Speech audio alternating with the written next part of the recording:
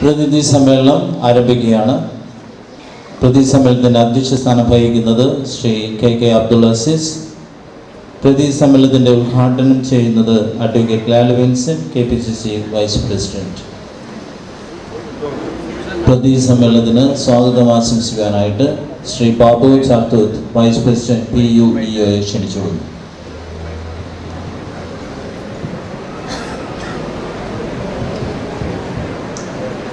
വിവിധ സർവകലാശാലകളിൽ നിന്ന് ഈ സമ്മേളനത്തിൽ പങ്കെടുക്കാൻ എത്തിച്ചേർന്ന പ്രതിനിധികളെ, സഹപ്രവർത്തകരെ, നമ്മുടെ ഈ പ്രതിനിധി സമ്മേളനം ഉദ്ഘാടനം ചെയ്യാൻ ഏറ്റിരുന്നത് ഇവിടെ ആദരണീയനായ KPCC പ്രസിഡന്റ് ശ്രീ രമേശ് ചെന്നിത്തലയായിരുന്നു. നിങ്ങൾക്കെല്ലാവർക്കും അറിയുന്നത് പോലെ ചില രാഷ്ട്രീയ തിരക്കുകൾ മൂലം അദ്ദേഹത്തിന് ഈ സമ്മേളനത്തിൽ എത്തിച്ചേരാൻ കഴിഞ്ഞിട്ടില്ല. KPCC പ്രസിഡന്റ് ചുമതലപ്പെടുത്തിയത് പ്രകാരം നമ്മുടെ ഈ പ്രതിനിധി സമ്മേളനം ഉദ്ഘാടനം ചെയ്തത് KPCCയുടെ ആദരണീയയായ വൈസ് പ്രസിഡന്റ് അഡ്വക്കേറ്റ് ലാലി വിൻസെൻ്റാണ്. അവരെ ഈ യോഗത്തിലേക്ക് ഞാൻ federation of all Kerala university employees ഓർഗനൈസേഷൻസിന് വേണ്ടി സഹർഷം സ്വാഗതം. അതുപോലെ ഈ പ്രതിനിധി സമ്മേളനത്തിൻ്റെ അധ്യക്ഷത വഹിക്കുന്നത് നമ്മുടെ നിലവിലുള്ള FUEയുടെ പ്രസിഡന്റ് KK അബ്ദുൾ അസീസാണ്. ഔപചാരികതയുടെ പേരിൽ ഞാൻ അദ്ദേഹത്തെ ഈ പ്രതിനിധി സമ്മേളനത്തിലേക്ക് അർദ്ധമായി സ്വാഗതം ചെയ്തു. അതുപോലെ തന്നെ ഈ സമ്മേളനത്തിൽ പങ്കെടുക്കാനെത്തിയ Shri Satheesh John, general secretary local fund audit employees association, അദ്ദേഹം ഇവിടെ എത്തിച്ചേർന്നിട്ടുണ്ട്. അദ്ദേഹത്തിനും federation of all Kerala university employees ഓർഗനൈസേഷൻ്റെ പേരിൽ ഞാൻ ഈ സമ്മേളന വേദിയിലേക്ക് സ്വാഗതം ചെയ്തു. അതുപോലെ നമ്മുടെ FUEയുടെ ആദരണീയനായ general secretary Shri NN Sukumar, അദ്ദേഹത്തെയും ഔപചാരികതയുടെ പേരിൽ ഞാൻ സ്വാഗതം ചെയ്തു. ഈ സമ്മേളന നഗരിയിൽ വിവിധ സർവകലാശാലകളിൽ എത്തിച്ചേർന്ന എല്ലാ പ്രതിനിധികളെയും ഒറ്റവാക്കിൽ സ്വാഗതം ചെയ്തുകൊണ്ട്, ആത്മാർത്ഥമായി സ്വാഗതം ചെയ്തുകൊണ്ട് ഞാൻ എൻ്റെ പ്രസംഗം ദീർഘിപ്പിക്കുന്നില്ല. ഈ യോഗത്തിൽ അധ്യക്ഷത വഹിക്കുന്നതിന് നമ്മുടെ പ്രസിഡന്റ് ശ്രീ KK അബ്ദുൾ അസീസിനെ ആദരവോടെ ക്ഷണിക്കുന്നു.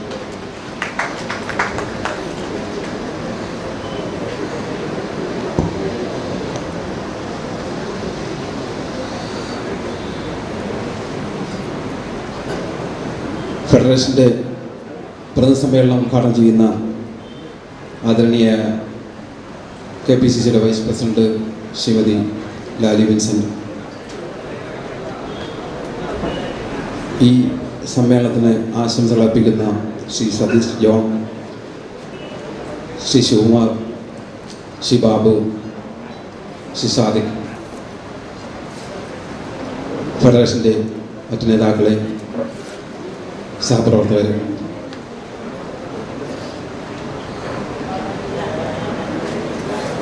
ഫെഡറേഷൻ്റെ 17ാമത് സംസ്ഥാന സമ്മേളനം, അതിൻ്റെ പ്രധാനപ്പെട്ട ഒരു ചടങ്ങ് കഴിഞ്ഞു. അടുത്ത സെഷൻ പ്രതിസമ്മേളനമാണ്. ഈ സമ്മേളനം കുറച്ച് സമയം തെറ്റിയാണ് നടക്കുന്നത്. തീർച്ചയായിട്ടും പെട്ടെന്ന് തന്നെ ഈ സമ്മേളനം അവസാനിപ്പിക്കാം.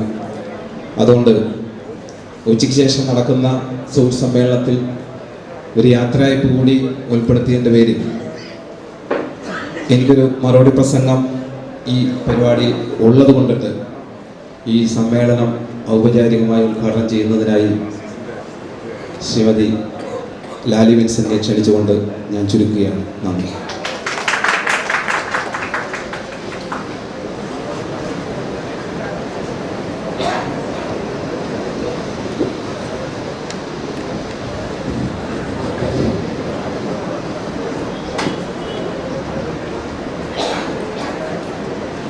സംഘടനയുടെ പ്രസിഡന്റ് അധ്യക്ഷനുമായ ശ്രീ അസീസ്, വേദിയെ അലങ്കരിച്ചിരിക്കുന്ന എൻ്റെ സഹോദരന്മാർ, സദസ്സിലെ സഹോദരന്മാർ, നമസ്കാരം. സർക്കാർ ഉദ്യോഗസ്ഥന്മാർക്ക് മണിക്കൂറുകളോളം ഇരിക്കുന്നത് കഷ്ടമല്ലാത്തത് കൊണ്ട് ഇങ്ങനെ ഇരിക്കാൻ കഴിയുന്നുണ്ട് എന്നതൊരു സന്തോഷം തന്നെയാണ്. ഉദ്ദേശം രാവിലെ 10 മണി മുതൽ ഇങ്ങനെ ഇരിക്കുകയായിരിക്കും എൻ്റെ സഹോദരിമാരും സഹോദരന്മാരും. കേരളത്തിൻ്റെ വിവിധ ഭാഗങ്ങളിൽ നിന്ന് ഈ സമ്മേളനത്തിനു വേണ്ടി എത്താൻ കാണിച്ച നിങ്ങളുടെ നല്ല മനസ്സിനെ ശ്ലാഘിക്കുന്നു. 9 യൂണിവേഴ്സിറ്റികളിൽ നിന്ന് പ്രാതിനിധ്യ സ്വഭാവത്തോടെ എത്തിയിട്ടുള്ള ഇവിടെ ഇരിക്കുന്ന സഹോദരിമാരും സഹോദരന്മാരും ഒരു തരത്തിലല്ലെങ്കിൽ മറ്റൊരു തരത്തിൽ നേതൃത്വ ഗുണം പ്രകടിപ്പിക്കുന്നവരാണ് എന്നറിയുന്നത് തന്നെ സംസ്കാരത്തിൻ്റെ ലക്ഷണമാണ്. എനിക്ക് മുമ്പേ പ്രസംഗിച്ച മന്ത്രിമാരും MLA-മാരും സംഘടനയുടെ ഭാരവാഹികളും ഗവൺമെൻറ്റിൻ്റെ നയത്തെക്കുറിച്ചും ഇടതുപക്ഷ ജനാധിപത്യ മുന്നണിയുടെ ഭാഗത്തു നിന്നുണ്ടായ താടനങ്ങളെക്കുറിച്ചും പ്രണയനങ്ങളെക്കുറിച്ചും ഒക്കെ ചർച്ച ചെയ്തു. ഇവർ സ്പർശിക്കാൻ വിട്ടുപോയ മറ്റൊരു വിഷയം സ്പർശിക്കാനാണ് എനിക്ക് താല്പര്യം. ഉദ്ദേശം രാജ്യത്തിൻ്റെ സമുന്നതിയെക്കുറിച്ച് ചിന്തിക്കുമ്പോൾ സംസ്കാരത്തെക്കുറിച്ചോ വിദ്യാഭ്യാസത്തെക്കുറിച്ചോ ചിന്തിക്കാതിരിക്കാൻ കഴിയില്ല. സംസ്കാരം എന്നതൊരു രാജ്യത്തിൻ്റെ മുഖമുദ്രയാണെങ്കിൽ വിദ്യാഭ്യാസം എന്നത് രാജ്യത്തിൻ്റെ തലച്ചോറാണ്. കലാലയങ്ങളുടെ കീഴിലുള്ള വിദ്യാലയങ്ങളും യൂണിവേഴ്സിറ്റികളുടെ കീഴിലുള്ള കലാലയങ്ങളും അവയെ പരിപാലിക്കുന്ന സർക്കാർ സ്ഥാപനങ്ങളും സംഘടനകളും ഭരണകൂടവും ഒരു തരത്തിലല്ലെങ്കിൽ മറ്റൊരു തരത്തിൽ വിദ്യ അഭ്യസിക്കുകയും അഭ്യസിപ്പിക്കുകയും ചെയ്തതിൻ്റെ ഗുണഫലങ്ങൾ അനുഭവിക്കുകയും പ്രസരിപ്പിക്കുകയും ചെയ്യുന്നവരാണ്. രാജ്യത്തിൻ്റെ ഉന്നതിയെക്കുറിച്ച് ചിന്തിക്കുമ്പോൾ സാമൂഹ്യമായ, രാഷ്ട്രീയമായ, സാമ്പത്തികമായ, സംസ്കാരപരമായ വിഷയങ്ങളിലേക്ക് നമ്മുടെ വിദ്യാഭ്യാസത്തിൻ്റെ കോണുകളിൽ നിന്നുകൊണ്ട് മാത്രമേ നമുക്ക് ചിന്തിക്കാൻ സാധിക്കുന്നുള്ളൂ. ഓരോ കലാലയങ്ങളിലും പഠിച്ചിറങ്ങുന്ന വിദ്യാർത്ഥികൾ പിന്നീട് ഉദ്യോഗസ്ഥന്മാരായ രാജ്യത്തിൻ്റെ ഓരോ ഭാഗങ്ങളിൽ എത്തുമ്പോഴും ആ ഉദ്യോഗസ്ഥന്മാർ പ്രതിഫലിപ്പിക്കുന്ന സംസ്കാരം ലഭിച്ച വിദ്യാഭ്യാസത്തിൻ്റെ പ്രതിഫലനങ്ങളാണ്. അങ്ങനെയിരിക്കെ ഈ സംഘടനയുടെ അംഗങ്ങളും ഭാരവാഹികളും സംസ്കാര സമ്പന്നമായ ഒരു പാരമ്പര്യത്തെ രഹസ്യമായും പരസ്യമായും ഉദ്ഘോഷിക്കുന്നവരാണ്. സംഘടനയ്ക്ക് ശക്തമായിരിക്കേണ്ട സാഹചര്യങ്ങളെക്കുറിച്ചും ലഭിക്കാൻ സാധ്യതയുള്ള ആനുകൂല്യങ്ങളെക്കുറിച്ചും കേട്ടുകഴിഞ്ഞു. ശ്രീ സാദിഖ് മനോഹരമായി കണക്കുകൾ നിരത്തി മോഹിപ്പിക്കുകയും ചെയ്തു. സംഘടന രാഷ്ട്രത്തിന് എന്തു കൊടുക്കുന്നു എന്ന് ചിന്തിച്ചിട്ടുണ്ടോ എന്ന് എനിക്കറിയില്ല. 120 കോടി ജനത്തെ ഭരിക്കുന്ന ഒരു ഭരണകൂടത്തിന് സംസ്കാരം നിലനിർത്തിക്കൊണ്ട് പോകേണ്ട ഒരു ബാധ്യത നിലനിർത്തുന്ന ഒരു രാഷ്ട്രത്തിന് രാജ്യത്തിൻ്റെ സംസ്കാരത്തിൻ്റെ ഉന്നതിക്ക് വേണ്ടി പ്രവർത്തിക്കാൻ സംഘടനകളെ ഉപയോഗിക്കാൻ കഴിയണമെന്നാണ് എൻ്റെ പക്ഷം.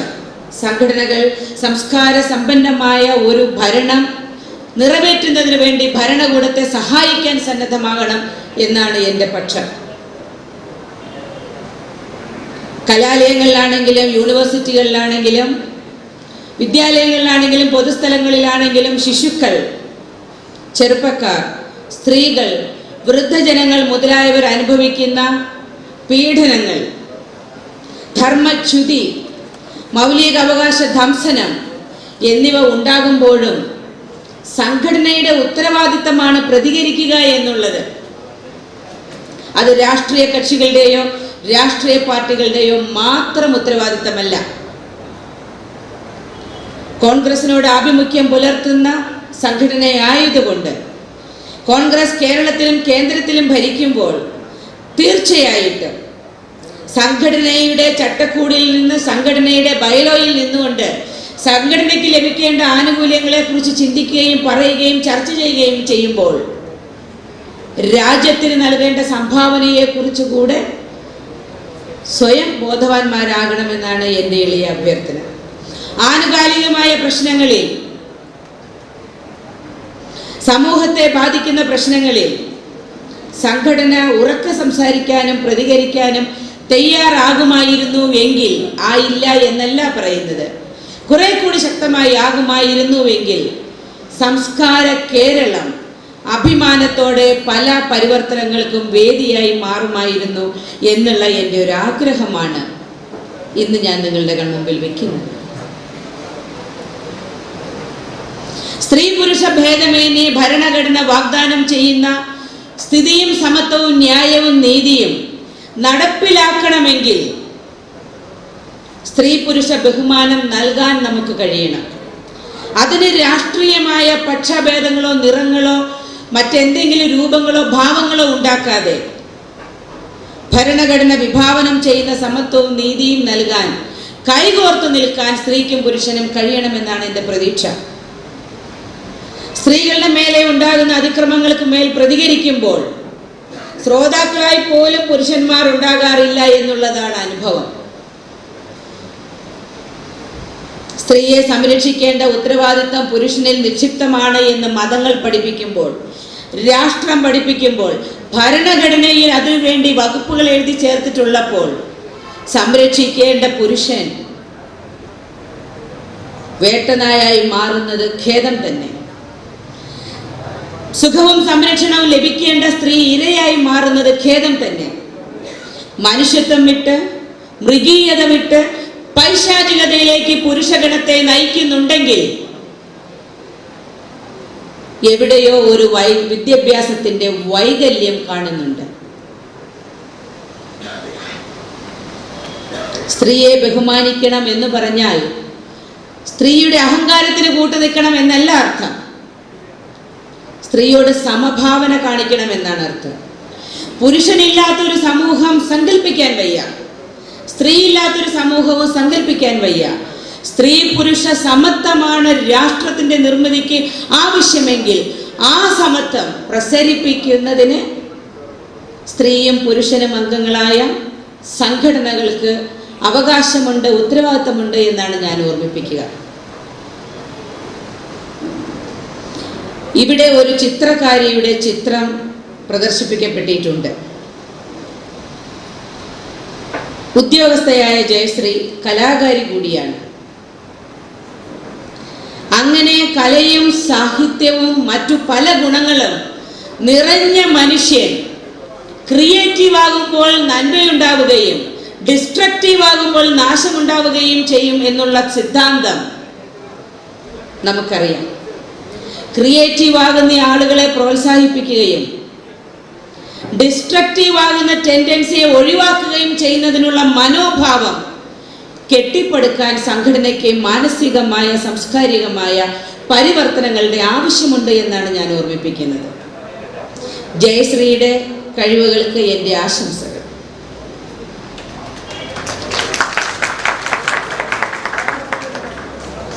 പുരുഷന്മാരും സ്ത്രീകളും ജോലി ചെയ്യുന്ന സ്ഥാപനങ്ങളിൽ ഉണ്ടാകാൻ സാധ്യതയുള്ള പ്രശ്നങ്ങൾ, സൗഹൃദത്തിന്റെ കുറവുകൾ, സഹവർത്തിത്വത്തിന്റെ കുറവുകൾ, ഐക്യത്തിന്റെ കുറവുകൾ, ഈഗോയുടെ വർധന, ഇതെല്ലാം തൊഴിൽ സ്ഥാപനങ്ങളിൽ പ്രശ്നങ്ങൾ ഉണ്ടാക്കുമ്പോൾ സമഭാവന സിദ്ധാന്തം ഒരളവ് വരെ അവയെ സാധൂകരിക്കാൻ സഹായിക്കും. ആ സമഭാവന വർദ്ധിപ്പിക്കുന്നതിന് സംഘടനകൾക്കുള്ള ഉത്തരവാദിത്വം, സംഘടനകളുടെ പഠനശീലം, ഐക്യം എന്നിവ വർദ്ധിപ്പിക്കാൻ ഇനിയുള്ള സംസ്ഥാന സമ്മേളനങ്ങളിൽ പഠനക്കളരികൾ ഉണ്ടാകണമെന്ന് എനിക്കൊരു സജഷനുണ്ട്. രാഷ്ട്രീയമായി ചിന്തിക്കുമ്പോൾ ഐക്യജനാധിപത്യ മുന്നണിയുടെ ഭരണകാലത്ത്, കോൺഗ്രസിൻ്റെതായ ഭരണകാലത്ത് കുറെ കൂടി സുതാര്യമായ, എല്ലാവർക്കും അവസരങ്ങൾ ലഭിക്കത്തക്ക രീതിയിലുള്ള തൊഴിൽ നിയമങ്ങളും തൊഴിലവസരങ്ങളും സൃഷ്ടിക്കാറുണ്ട്. പക്ഷേ അവയ്ക്ക് പ്രചരണങ്ങൾ ലഭിക്കാറില്ല. കാരണം ലഭിക്കുന്ന നന്മയെ ഉറക്കെ പ്രഖ്യാപിക്കാനുള്ള നമ്മുടെ മടിയാണ് വിഷയം. ആരിൽ നിന്നെങ്കിലും നന്മ ലഭിച്ചാൽ അത് ഉറക്കെ പ്രൊക്ലെയിം ചെയ്യുക എന്നുള്ള രീതിയും സംഘടനകൾക്ക് ഉണ്ടാകേണ്ടതുണ്ട്. ഞാൻ ഈ സംഘടനയുടെ ക്ഷണക്കത്ത് വായിക്കുകയായിരുന്നു. നാളിതുവരെ ഉണ്ടായിട്ടുള്ള നേട്ടങ്ങളുടെ ഒരു പട്ടിക കൂടെ ഇതിൻ്റെ കൂടെ വെച്ചിരുന്നുവെങ്കിൽ അതൊരു പ്രൊക്ലമേഷനായി മാറുമായിരുന്നു. 9ാം ശമ്പള പരിഷ്കരണത്തിൽ ഇടതുപക്ഷ ജനാധിപത്യ മുന്നണി കാണിച്ചിട്ടുള്ള കൂപ്പുകുത്തലുകളെ കുറിച്ച് നിങ്ങൾക്കറിയാം. അതൊരു ചർച്ചാ വിഷയമാക്കി കേരളത്തിൽ ജനങ്ങളുടെ ഇടയിൽ എത്തിക്കണമായിരുന്നു. പബ്ലിക് സർവീസ് കമ്മീഷനിലേക്ക് തൊഴിലാളികളെ എടുക്കത്തക്ക രീതിയിലേക്ക്, സ്റ്റാഫിനെ എടുക്കത്തക്ക രീതിയിലേക്ക് UDF ഒരു തീരുമാനമെടുക്കാൻ കാരണമായത് കേരള യൂണിവേഴ്സിറ്റിയിൽ ഉണ്ടായിട്ടുണ്ടായിരുന്ന ചില പ്രശ്നങ്ങളായിരുന്നു എന്ന് നമുക്കറിയാം. നീതി നിഷേധിക്കപ്പെടുകയും സമഭാവന ഇല്ലാതെ പോവുകയും ചെയ്തപ്പോൾ സംഘടനകൾ ശക്തമായി ഇടപെട്ടു എന്നുള്ളതിനെയും പ്രശംസിക്കാൻ ഞാൻ ഈ സന്ദർഭത്തിൽ ആഗ്രഹിക്കുകയാണ്. വൈസ് ചാൻസലർമാരുടെ അപ്പോയിന്റ്മെന്റുകളെ കുറിച്ച് ഇവിടെ പറഞ്ഞു കഴിഞ്ഞു. അത്തരം കാര്യങ്ങളിൽ സംഘടനയിൽപ്പെട്ട ഭാരവാഹി എന്നുള്ള രീതിയിൽ ഞാൻ കമന്റ് ചെയ്യുന്നില്ല. പക്ഷേ പല യൂണിവേഴ്സിറ്റികളിലെയും വൈസ് ചാൻസലർമാർ ചെയ്തിട്ടുള്ള പക്ഷപാതപരമായിട്ടുള്ള പ്രവർത്തനങ്ങൾ മൂലം യൂണിവേഴ്സിറ്റികളിലെ ഉദ്യോഗസ്ഥന്മാരും അധ്യാപകരും കുട്ടികളും രാഷ്ട്രീയ പാർട്ടികളും സഫർ ചെയ്തിട്ടുള്ളത് എനിക്കറിയാം. ഇപ്പോഴും വൈസ് ചാൻസലർമാരുടെ അപ്പോയിന്റ്മെന്റുകൾ നീണ്ടുപോകുന്നത് കൊണ്ട് കലാലയത്തിൽ നിന്ന് പഠിച്ചിറങ്ങുന്ന കുട്ടികളാണ് ഏറ്റവും കൂടുതൽ ക്ലേശം സഹിക്കുന്നത് എന്നുള്ളതും അറിയാം. ഈ വിഷയത്തിൽ ആകെ ചെയ്യാൻ കഴിയുക പാർട്ടിയുടെ ഉന്നതതല യോഗങ്ങളിൽ ഇതേപോലെയുള്ള കാലതാമസവും മുഖം നോക്കിയുള്ള അപ്പോയിന്റ്മെന്റുകളും നിർത്തലാക്കുന്നതിന് ശക്തമായ ഒരു നയം പാർട്ടിക്ക് എടുക്കണമെന്ന് ആഹ്വാനം ചെയ്യുക, നിർബന്ധിക്കുക, പ്രേരിപ്പിക്കുക, അതിനായി നിലകൊള്ളുക എന്നിവ മാത്രമാണ്.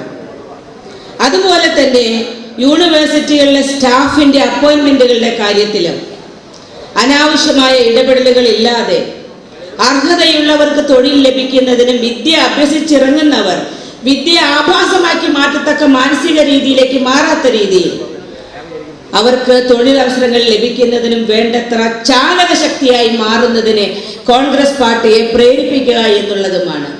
ഈ രണ്ട് കർത്തവ്യവും നിർവഹിക്കുന്നതിന് പരമാവധി പരിശ്രമിക്കുന്നതാണ് എന്ന് വാഗ്ദാനം ചെയ്യുകയാണ് ഞാൻ. അതോടൊപ്പം തന്നെ കോൺഗ്രസിന്റെ ബലഹീനതയായി പലപ്പോഴും ജനം ചിത്രീകരിക്കുന്നത് സഖ്യകക്ഷികളുടെ പ്രേരണയാണ്. ഘടകകക്ഷികളെ ഓർമ്മിപ്പിക്കാൻ ആഗ്രഹിക്കുന്നു, കോൺഗ്രസ് ഒരു വടവൃക്ഷമാണ്. ഈ വടവൃക്ഷത്തിൽ ചേക്കേറിയ വെറും ആശ്രിതർ മാത്രമാണ് ഘടകകക്ഷികൾ. കോൺഗ്രസ് ആണ് തായ്വേര്. കോൺഗ്രസിന്റെ തായ്വേരിൽ, കോൺഗ്രസ് എന്ന വടവൃക്ഷത്തിൽ ചേക്കേറിയ ഘടകകക്ഷികളുടെ പ്രേരണയ്ക്കും അവരുടെ ഒരു പക്ഷേ നിർബന്ധിത പ്രേരണയ്ക്കും കോൺഗ്രസ് വിധേയമായി മാറിയിട്ടുണ്ടെങ്കിൽ അതിന് കാരണം കഴിഞ്ഞുപോയ തെരഞ്ഞെടുപ്പുകളിൽ കോൺഗ്രസിന്റെ അംഗസംഖ്യയുടെ കുറവ് മാത്രമാണ്. ശക്തമായ ഒരു മെജോറിറ്റി ഭരണകൂടത്തിൽ ഉണ്ടായിരുന്നുവെങ്കിൽ ഘടകകക്ഷികളുടെ ഇത്തരം ഭീഷണികൾക്ക് വഴങ്ങേണ്ട സാഹചര്യം കോൺഗ്രസിന് വരികയില്ലായിരുന്നു. ഇവിടെയാണ് ട്രേഡ് യൂണിയനുകളുടെയും മറ്റു സംഘടനകളുടെയും പ്രാധാന്യം നിലനിൽക്കുന്നത്. സംഘടനയ്ക്ക് വേണ്ടി പ്രവർത്തിക്കുമ്പോൾ തന്നെ ഈ സംഘടനയുടെ തായ്വേരായ കോൺഗ്രസ് പാർട്ടി ഭരണത്തിൽ എത്തണമെന്നുള്ള ഉദ്ദേശത്തിൽ പരോക്ഷമായി പോലും ശക്തമായി പ്രവർത്തിക്കാൻ തയ്യാറാകണം. എലി എന്ന ഒരു ചെറിയ ജീവിയുണ്ട്, കണ്ടാൽ നാം എല്ലാം തല്ലിക്കൊല്ലുന്ന ജീവി. അതിരഹസ്യമായി ആ ജീവിയുടെ പ്രവർത്തനത്തെ ശ്രദ്ധിച്ചാൽ വലിയ ശക്തമായ മലയെ പോലും അതിരഹസ്യമായി നമ്മുടെ പ്രിയപ്പെട്ട MLA ശ്രീ വാഴക്കൻ എത്തിയിട്ടുണ്ട്. നിങ്ങൾക്ക് വേണ്ടി ഞാൻ അദ്ദേഹത്തിന് സ്വാഗതം ചെയ്യും. അതിരഹസ്യമായി സ്വന്തം കർമ്മം ചെയ്ത് മാളങ്ങൾ സൃഷ്ടിച്ച് അത് അതിൻ്റെ പന്താവ് ഉണ്ടാക്കുന്നു എന്ന് കണ്ടുപിടിക്കാൻ സാധിക്കും. കെട്ടിടമാണോ, മലയാണോ, പർവ്വതമാണോ, നദിയാണോ, യാതൊന്നും പ്രശ്നമല്ലാതെ തന്നെ അതിനെ പ്രവർത്തിക്കാൻ കഴിയുമെങ്കിൽ ഉദ്യോഗസ്ഥ സംഘടനകൾക്ക് തീർച്ചയായിട്ടും അതിനെ മാതൃകയാക്കാൻ സാധിക്കും. തായ് സംഘടനയെ നിലനിർത്തുന്നതിന് വേണ്ടിയുള്ള ഗാഢമായ പ്രവർത്തനങ്ങൾ ചെയ്യാൻ സാധിക്കും. കഴിഞ്ഞ 2 ആഴ്ചയ്ക്ക് മുമ്പ് കോൺട്രിബ്യൂട്ടറി പെൻഷനെ കുറിച്ച് ഒരു ചർച്ച നടത്തുന്നതിനായിട്ട് അഡ്വക്കേറ്റ് ജനറൽ ഓഫീസിൽ ഇടതുപക്ഷ ജനാധിപത്യ മുന്നണിയുടെ യൂണിയൻ ഭാരവാഹികൾ വന്നു നിന്നിരുന്നു. അവർ വന്ന് അഡ്വാൻസ്ഡ് ആയി ചെയ്യേണ്ട കാര്യങ്ങളെക്കുറിച്ചും കോൺട്രിബ്യൂട്ടറി പെൻഷൻ നടത്താൻ പോകുന്ന ദോഷങ്ങളെക്കുറിച്ചും ഘോരഘോരം പ്രസംഗിച്ചപ്പോൾ കോൺഗ്രസിനോട് ആഭിമുഖ്യമുള്ള യൂണിയന്റെ ഭാരവാഹികൾ മാറി നിന്ന് കാഴ്ചക്കാരായി നിന്നു. വീണ്ടും 2 ദിവസം കഴിഞ്ഞപ്പോൾ കോൺട്രിബ്യൂട്ടറി പെൻഷന് അനുകൂലമായി സംസാരിക്കുന്നതിന് നമ്മുടെ യൂണിയന്റെ ആളുകൾ അവിടെ വരികയും അവർ പ്രസംഗം ആരംഭിച്ച ഉടനെ മാർക്സിസ്റ്റ് സഖാക്കൾ പുറത്തുനിന്ന് വന്നവർ കൂവി കൂവി കൂവി കൂവി കൂവി പ്രസംഗിക്കാൻ അനുവദിക്കാതിരിക്കുകയും അവിടെ നമ്മുടെ ആളുകൾ ഒറ്റപ്പെട്ട് പീഡനം അനുഭവിക്കുകയും വാക്കാലുള്ള പീഡനം അനുഭവിക്കുകയും ഈ സംഘടനയുടെ പ്രവർത്തനം മൂലം ഗുണങ്ങൾ ലഭിച്ചിട്ടുള്ള ആളുകൾ തന്നെ മാറി കാഴ്ചക്കാരായി നിൽക്കുകയും ചെയ്തപ്പോൾ ഇടപെടേണ്ടി വന്നയാളാണ് ഞാൻ. അതാണ് ഞാൻ പറഞ്ഞത്, പ്രൊക്ലമേഷൻ ഈസ് വെരി നെസസറി. പാർട്ടിയുടെ ഉത്തരവാദിത്തമുള്ള പോഷക സംഘടനയുടെ ഭാരവാഹികളായി ഇരിക്കുമ്പോൾ നാം സ്വയം പ്രൊക്ലെയിം ചെയ്യാനുള്ള ധൈര്യം കാണിക്കണം. അതിനുവേണ്ടി എലി പ്രവർത്തിക്കുന്നത് പോലെ പ്രവർത്തിക്കാനുള്ള ധൈര്യവും കാണിക്കേണ്ട ആവശ്യമുണ്ട്. ഇങ്ങനെ ഒരു ഐക്യമത്യ മഹാബലം എന്ന സ്കൂളിൽ പഠിച്ച തത്വത്തെ പ്രൊക്ലെയിം ചെയ്യാൻ ഇന്ന് കേരളത്തിന്റെ 9 യൂണിവേഴ്സിറ്റികളിൽ നിന്നും ഇവിടെ പഠിക്കുന്ന പ്രാതിനിധ്യ സ്വഭാവമുള്ള എൻ്റെ സഹോദരി സഹോദരന്മാർക്ക് ശപഥം ചെയ്യാൻ കഴിഞ്ഞാൽ, ആ ശപഥമനുസരിച്ച് പ്രവർത്തിക്കാൻ അതാത് സ്ഥലങ്ങളിലുള്ള ഭാരവാഹികളെ പ്രോത്സാഹിപ്പിക്കാൻ കഴിഞ്ഞാൽ അത് തന്നെ സംഘടനയുടെ ശക്തിക്കും കോൺഗ്രസിന്റെ വളർച്ചയ്ക്ക് മുതൽക്കൂട്ടുമാകുമെന്നാണ് എൻ്റെ പ്രതീക്ഷ. അങ്ങനെ ഒരു സാഹചര്യം സംജാതമാകട്ടെ എന്ന് എല്ലാവരെയും ഞാൻ ആശംസിക്കുകയാണ്. നാം ശമ്പളം വാങ്ങുന്നു, ആനുകൂല്യങ്ങൾ കൈപ്പറ്റുന്നു, കരമടയ്ക്കുന്നു, പെൻഷൻ പറ്റുന്നു, ജീവിതത്തിന്റെ സായാഹ്നങ്ങളിലേക്ക് പ്രവേശിക്കുന്നു, മറ്റൊരു തലമുറയ്ക്ക് വഴിമാറി കൊടുക്കുന്നു. പരിവർത്തന വിധേയമാകേണ്ടത് സമൂഹത്തിലെ അസന്മാർഗികതയാണ്. അസന്മാർഗികതയെ ഉന്മൂലനം ചെയ്ത് സാൻമാർഗികതയെ വർദ്ധിപ്പിക്കുക എന്ന വലിയ ധാർമ്മിക ഉത്തരവാദിത്തം 21-ാം നൂറ്റാണ്ടിലെ അഭ്യസ്തവിദ്യരായ നമ്മിൽ നിക്ഷിപ്തമായിരിക്കുന്നു. ക്രിമിനാലിറ്റി വർദ്ധിക്കുന്ന ഈ കാലഘട്ടത്തിൽ തൊഴിൽ സംഘടനകളിൽ പോലും ക്രിമിനാലിറ്റി ഉണ്ടായിരുന്നു എന്നതിന് തെളിവായിരുന്നു P.E. ഉഷയെല്ലാം അനുഭവിച്ച സംഭവങ്ങൾ. അവർ ഉദ്യോഗസ്ഥയായിരുന്നു, സംഘടനയിൽ പ്രവർത്തിച്ചിരുന്നു, പക്ഷേ പീഡനങ്ങൾ ഏൽക്കേണ്ടി വന്നു. ഇങ്ങനെ ഒറ്റപ്പെട്ട പീഡനങ്ങൾ സംഭവിക്കുന്ന സഹോദരന്മാർക്കും സഹോദരിമാർക്കും ശക്തിയായി നിൽക്കാൻ രാഷ്ട്രീയ ഭേദമേന്യേ, ജാതി ഭേദമേന്യേ നാം എല്ലാവരും തയ്യാറാവേണ്ട ധാർമ്മിക ഉത്തരവാദിത്വം കൂടിയുണ്ട് എന്ന് പരസ്പരം ബോധ്യപ്പെടുത്താൻ നാം തയ്യാറാവണം. ജവഹർലാൽ നെഹ്റു കേരളത്തിൽ വന്ന സമയത്ത് ഉണ്ടായിരുന്ന രാഷ്ട്രീയ സാഹചര്യമല്ല ഇന്നത്തെ രാഷ്ട്രീയ സാഹചര്യം. സാമുദായിക സംഘടനകളുടെ അതിപ്രസരം, ലേലം വിളികൾ, ഘടക കക്ഷികളുടെ ഭീഷണികൾ, ഇതെല്ലാം അതിജീവിച്ചുകൊണ്ട് ഭരണത്തെ മുമ്പോട്ട് കൊണ്ടുപോകേണ്ട ഒരു പ്രതിസന്ധിയിൽ നിൽക്കുന്ന കോൺഗ്രസിന് ശക്തമായ പിന്തുണയായി നിൽക്കാൻ കേരളത്തിലെ കോൺഗ്രസ് ആഭിമുഖ്യമുള്ള വിശ്വാസമുള്ള എല്ലാ സംഘടനകൾക്കും കഴിയട്ടെ എന്നാണ് എൻ്റെ പ്രാർത്ഥന. കഴിഞ്ഞ AICC സമ്മേളനത്തിന് രാഹുൽ ഗാന്ധി പറഞ്ഞു, കോൺഗ്രസിന്റെ DNA ഇന്ത്യയുടെ DNA ആണ്, ഹിന്ദുസ്ഥാനിന്റെ DNA ആണ്. ഹിന്ദുസ്ഥാനിന്റെ DNA കോൺഗ്രസിന്റെ DNA ആണ്. സ്വന്തം രക്തത്തിൽ അലിയുന്ന DNA ആയി കോൺഗ്രസിനെ ഉൾക്കൊള്ളാൻ ഇന്ത്യൻ ജനതയ്ക്ക് ചരിത്രത്തിന്റെ ആരംഭകാലം മുതൽ, സ്വാതന്ത്ര്യ ഇന്ത്യയുടെ ചരിത്രത്തിന്റെ ആരംഭകാലം മുതൽ കഴിഞ്ഞിട്ടുണ്ട്, ഇനിയും കഴിയേണ്ട ആവശ്യകതയുണ്ട് എന്നാണ് അദ്ദേഹം ഓർമ്മിപ്പിച്ചത്. യൂണിവേഴ്സിറ്റികളും കലാലയങ്ങളും ജവഹർലാൽ നെഹ്റുവിന്റെയും ഇന്ദിരാഗാന്ധിയുടെയും കലാലയ നിയമങ്ങൾ രാജീവ് ഗാന്ധിയുടെയും സംഭാവനയായിരിക്കെ കോൺഗ്രസിനെ സ്വന്തം ഹൃദയത്തിലേക്കും ജീവിതത്തിലേക്കും ഏറ്റെടുക്കാൻ നാം തീരുമാനിച്ചിരിക്കെ രാഹുൽ ഗാന്ധിയുടെ പ്രഖ്യാപനമായ ഹിന്ദുസ്ഥാൻ കോൺഗ്രസിന്റെ DNA, കോൺഗ്രസിന്റെ DNA ഹിന്ദുസ്ഥാൻ എന്നുള്ള ആ അവസ്ഥയിലേക്ക് നമുക്ക് ഉയരാൻ കഴിയട്ടെ എന്ന് ആശംസിച്ചുകൊണ്ട് ഇവിടെ എത്തിയ എല്ലാ പ്രതിനിധികൾക്കും സമസ്ത ഐശ്വര്യങ്ങളും നേർന്നുകൊണ്ട് സംഘടനയ്ക്ക് ദീർഘായുസ്സും ഇനിയുള്ള ഭാരവാഹികൾ കൂടുതൽ കൂടുതൽ കരുത്തുള്ളവരും ഐക്യമുള്ളവരും സമഭാവനയുള്ളവരുമായി മാറട്ടെ എന്ന് പ്രാർത്ഥിച്ചുകൊണ്ട് സംഘടനയിൽ നിന്ന് റിട്ടയർ ചെയ്തു പോകുന്ന നിങ്ങളുടെ ഊർജ്ജസ്വലനായ പ്രസിഡന്റ് ശ്രീ അസീസിനെ സർവ്വവിധ ഭാവുകങ്ങളും നേർന്നുകൊണ്ട് എനിക്ക് എന്തൊക്കെ ചെയ്യാൻ കഴിയുമോ അതെല്ലാം ചെയ്യാൻ ഞാൻ എപ്പോഴും തയ്യാറാണ് എന്ന് വാഗ്ദാനം ചെയ്തുകൊണ്ട് ഇവിടെ എത്താൻ സാധിക്കാതെ പോയ KPCC പ്രസിഡന്റിന്റെ ആശംസകൾ, ഹൃദയം നിറഞ്ഞ ആശംസകൾ അദ്ദേഹത്തിന് വേണ്ടി നിങ്ങളെ അറിയിച്ചുകൊണ്ട് ഈ സമ്മേളനം ഉദ്ഘാടനം ചെയ്തതായി ഞാൻ പ്രഖ്യാപിക്കുന്നു. നന്ദി, നമസ്കാരം.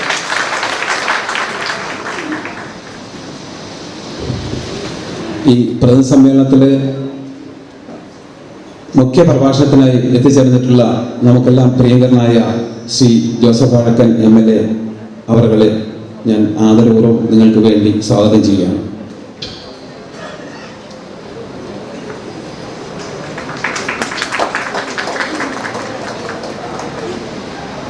ഈ സമ്മേളനത്തിൽ മുഖ്യപ്രഭാഷണം നടത്തുന്നതായി ശ്രീ ജോസഫ് വാഴക്കൻ MLA ക്ഷണിക്കുന്നു.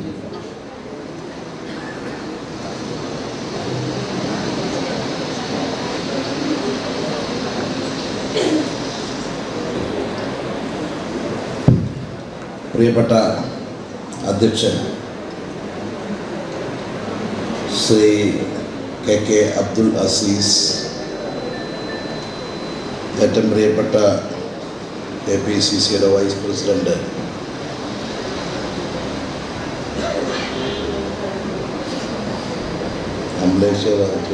പെട്ടെന്ന്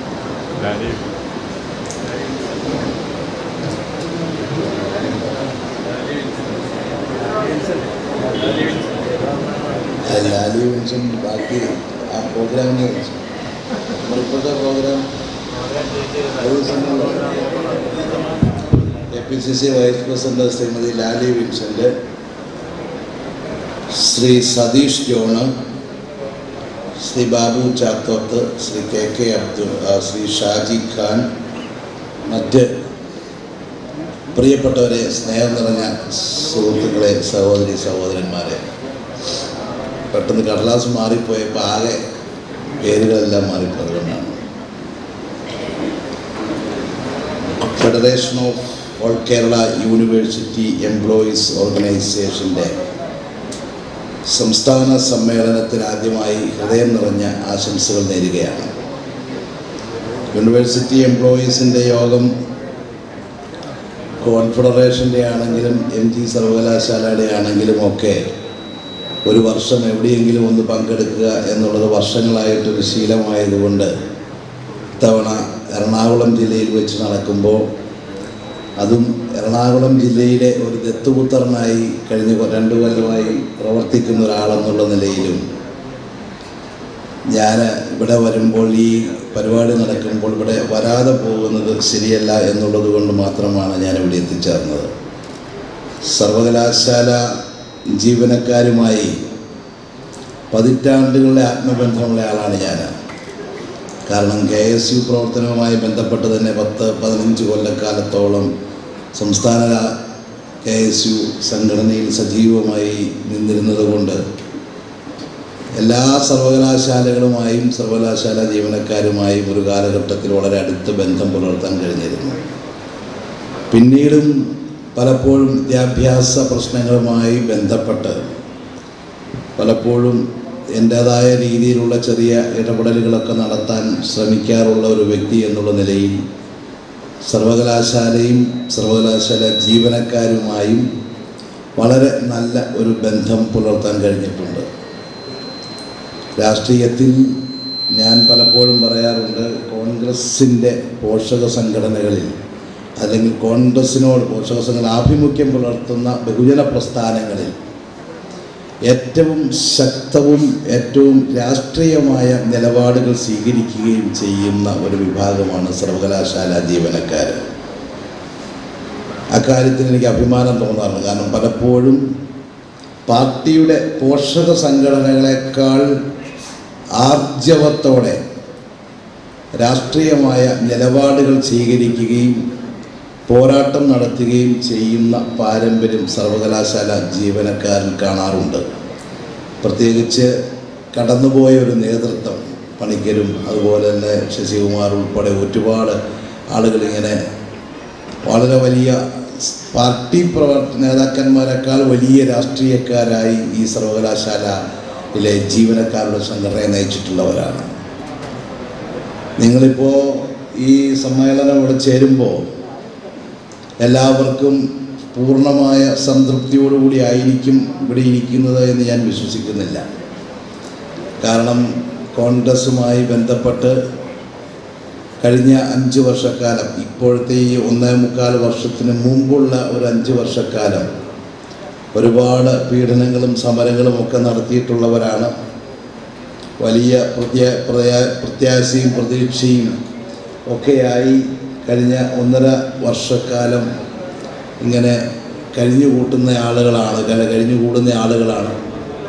നമ്മുടെ സ്വപ്നങ്ങൾക്കനുസരിച്ച്, നമ്മുടെ മോഹങ്ങൾക്കനുസരിച്ച്, വിശ്വാസങ്ങൾക്കനുസരിച്ച് എല്ലാം നേടിക്കിട്ടി അല്ലെങ്കിൽ എല്ലാം നേടാൻ കഴിഞ്ഞു എന്നുള്ള ഒരു വിശ്വാസം നിങ്ങൾക്കുമുണ്ട് എന്ന് ഞാൻ കരുതുന്നില്ല.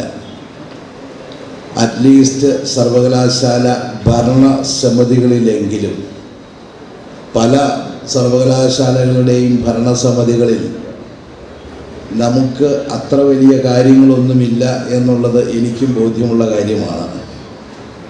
കാരണം അങ്ങനെയാണ് ഐക്യജനാധിപത്യ മുന്നണി എന്ന് പറയുന്നത്. കാര്യം നമുക്ക് ഒരുപാട് പേരെ നിങ്ങളൊക്കെ ആഗ്രഹിക്കുന്നത് പോലെയൊക്കെ സർവകലാശാല ഭരണം കൊണ്ടുപോകണമെന്നും നമ്മുടെ ആവശ്യങ്ങളൊക്കെ നടപ്പിലാക്കണമെന്നും ഒക്കെ ആഗ്രഹങ്ങൾ നമുക്കുണ്ട്. പക്ഷെ പലപ്പോഴും ഞാൻ ശ്രദ്ധിക്കാറുണ്ട്, ഞാനും ഐക്യജനാധിപത്യ മുന്നണിയുടെ ഭാഗമാണ്, ഒരു MLA ആണ് എങ്കിലും ഞാനിങ്ങനെ മാറി നിന്ന് ശ്രദ്ധിക്കാറുണ്ട്. ഈ ഭരണം ഇങ്ങ് വരുമ്പോഴേക്കും എവിടെ നിന്നാണ് ഈ ആളുകളെല്ലാം വരുന്നതെന്ന് നമുക്കറിയില്ല. അന്ന് വരെ നമ്മൾ കണ്ടിട്ടില്ലാത്ത ഒരുപാട് കഥാപാത്രങ്ങൾ അപ്പോൾ ജനിച്ചു വീഴുകയാണ്. അവർ പിന്നെ അധികാരത്തിൻ്റെ ഇടനാഴികളിൽ വളരെ സജീവമാകും. നമ്മളൊക്കെ, ഞാൻ തന്നെ കഴിഞ്ഞ ദിവസം ഏതോ ഒരു യോഗത്തിൽ ഞാൻ പറഞ്ഞതാണ്, പലപ്പോഴും നമ്മുടെയൊക്കെ അടുത്ത് വരുന്ന ആളുകളെക്കുറിച്ച് ഓരോ വലിയ സ്ഥാനങ്ങൾക്കൊക്കെ ഞാനിവിടെ ഇവനെങ്ങനെ ഇതൊക്കെ ചോദിക്കാനുള്ള മനസ്സും ധൈര്യവും ഉണ്ടായി നമ്മൾ അത്ഭുതപ്പെട്ട് യോഗയാണ്. അപ്പോൾ നമ്മൾ പിന്നെ ആരെയും പണക്കുന്ന സ്വഭാവമില്ലാത്തതുകൊണ്ട് വലിയ സ്ഥാനങ്ങളെക്കുറിച്ചൊക്കെ ആളുകൾ സംസാരിക്കുമ്പോൾ ശരി എന്ന് പറഞ്ഞു വിടും. അപ്പം നമ്മളപ്പോൾ ഉള്ളിലൊരു പുച്ഛമായിരിക്കും, ഇവൻ ഇറങ്ങിയിരിക്കുക മറ്റേത് വാങ്ങാൻ. പക്ഷേ 2 ദിവസം കഴിയുമ്പോൾ അവനത് വാങ്ങിച്ചുകൊണ്ട് വരിക. അപ്പം നമ്മൾ അന്തം വിട്ടുപോയിട്ടാ, നമ്മൾ അവനോട് പുച്ഛത്തോടെ പെരുമാറിയല്ലോ. അവനെ വന്ന് കണ്ടപ്പോൾ ഇത്തിരി കൂടെ ബഹുമാനത്തോടെ ഒന്ന് പെരുമാറേണ്ടതായിരുന്നു എന്ന് നമുക്ക് പിന്നീട് തോന്നിയിട്ടുണ്ട്. പിന്നെയും ഓർക്കും, എന്നാലും അവനെക്കുറിച്ചുള്ള എൻ്റെ മതിപ്പ് ഇപ്പോഴും മനസ്സിൽ ഇതുപോലെയാണല്ലോ. അങ്ങനെയാണ് നമ്മുടെ പല ആളുകളും ഇപ്പോൾ പ്രധാനപ്പെട്ട സ്ഥാനങ്ങളിൽ, സ്ഥാനം തന്നെ പറഞ്ഞാൽ നിങ്ങൾക്ക് ചിലപ്പോൾ പെട്ടെന്ന് ആളുകളെ ഐഡൻറ്റിഫൈ ചെയ്യുന്നതുകൊണ്ട് അതൊന്നും ഞാൻ പറയുന്നില്ല, പല സ്ഥാനങ്ങളിലും ആളുകൾ വന്നിരിക്കുന്നത്. ഇതാരാണ് എവിടെ നിന്നാണ് വന്നതെന്നുള്ളതിനെക്കുറിച്ച് ഇത് ആർക്കും വലിയ നിശ്ചയമില്ല. എനിക്ക് തോന്നുന്നു മുഖ്യമന്ത്രിയോട് ചോദിച്ചാലോ KPCC പ്രസിഡന്റ് ചോദിച്ചാലും ഇപ്പോൾ അവർക്ക് തന്നെ കൃത്യമായി അവർ മുഖേനയാണെന്നൊന്നും അവർക്കും വലിയ അവകാശവാദമൊന്നും കാണില്ല. നമ്മുടെ സംവിധാനത്തിൽ എങ്ങനെയാണ് ആരും അറിയാതെ ഇങ്ങനെയുള്ള ആളുകൾ സൃഷ്ടിക്കപ്പെട്ടു പോകും. അത് ഒരു പ്രത്യേകത. ഞാനതിനെക്കുറിച്ചൊരു ചെറിയൊരു ഗവേഷണം തന്നെ നടത്തിയാലോ എന്നിങ്ങനെ ആലോചിക്കുക. രാഷ്ട്രീയ രംഗത്ത് പുതിയതായി നമുക്കൊരു പഠനത്തിന് വിധേയമാക്കാവുന്നൊരു വിഷയമാണ്.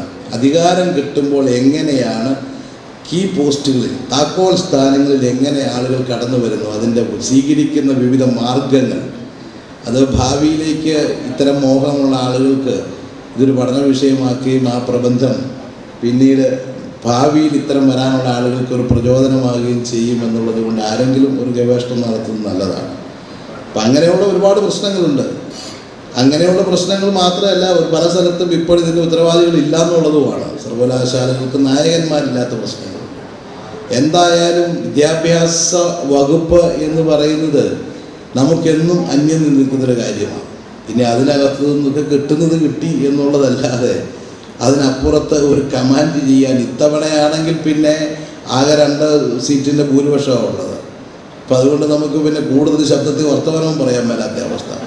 ഇങ്ങനെയൊക്കെയുള്ള പരാധീനതകൾക്കിടയിലും ഈ കോൺഗ്രസ് പ്രസ്ഥാനത്തിൻ്റെ ആത്മാഭിമാനം ഉയർത്തിപ്പിടിക്കാനും ഇതിൽ പൂർണ്ണമായും വിശ്വസിക്കാനും ഈ പ്രസ്ഥാനത്തിൻ്റെ കൊടിക്കൂറ ഉയർത്തിപ്പിടിക്കാനും മുന്നോട്ട് വന്നിരിക്കുന്ന നിങ്ങളെ ഞാൻ ഇരു കൈകളും കൂപ്പി പ്രണമിക്കുകയാണ്. അതുകൊണ്ട് നിങ്ങളുടെ ഈ സമ്മേളനത്തിൽ പങ്കെടുക്കുമ്പോൾ എനിക്ക് ഒരുപാട് സന്തോഷമുണ്ട്. ഇതാണ് കോൺഗ്രസിൻ്റെ പ്രത്യേകത. കാശ്മീർ മുതൽ കന്യാകുമാരി വരെയുള്ള ഈ മഹാപ്രസ്ഥാനം ഇന്ത്യൻ ജനങ്ങളുടെ ഹൃദയത്തിൽ ജീവിക്കുന്ന പ്രസ്ഥാനമാണ്. ഇതിൻ്റെ അകത്ത് നിൽക്കുന്ന ആളുകൾ പ്രത്യേകിച്ചൊന്നും ആഗ്രഹിച്ചോ പ്രത്യേകിച്ച് എന്തെങ്കിലും കിട്ടുമെന്നോ എന്നുള്ളതല്ല. കോൺഗ്രസ് ഒരു വികാരമാണ് നമ്മുടെ മനസ്സിൽ. കോൺഗ്രസ് ഒരു മതമാണ്.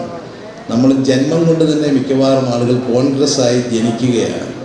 നമ്മൾ ഇന്ന കുടുംബത്തിൽ ജനിക്കുന്നു, ഇന്ന സമുദായത്തിൻ്റെ ഭാഗമാകുന്നു എന്ന് പറയുന്നത് പോലെ പലയിടത്തും കോൺഗ്രസ് 90% കോൺഗ്രസ്സായി ജനിക്കുന്നവരാണ്.